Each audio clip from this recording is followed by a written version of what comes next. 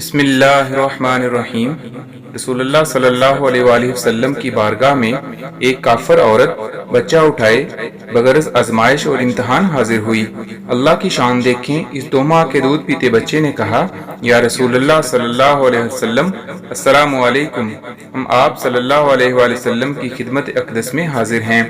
ماں کے چہرے کا رنگ زرد ہو گیا اور غصے سے کہنے لگی، خبردار، خاموش، یہ گواہی تیرے کان میں کس نے سکھا دی؟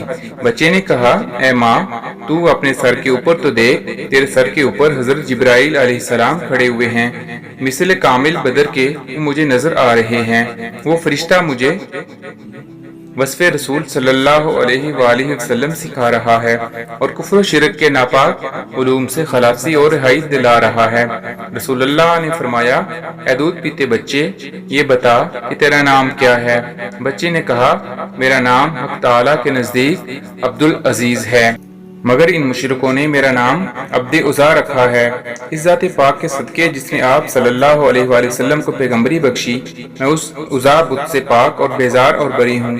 حضور پاک صلی اللہ علیہ وسلم کی نگاہ کے صدقے جنت سے اسی وقت ایسی خوشبو آئی جس نے بچے اور اس کی ماں کے دماغ کو معطر کر دیا۔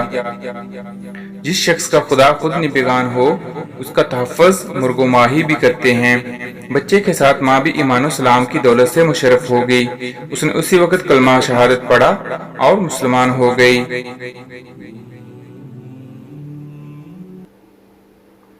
نیک لوگوں کی قربت سے ہمیشہ فائدہ ہوتا ہے۔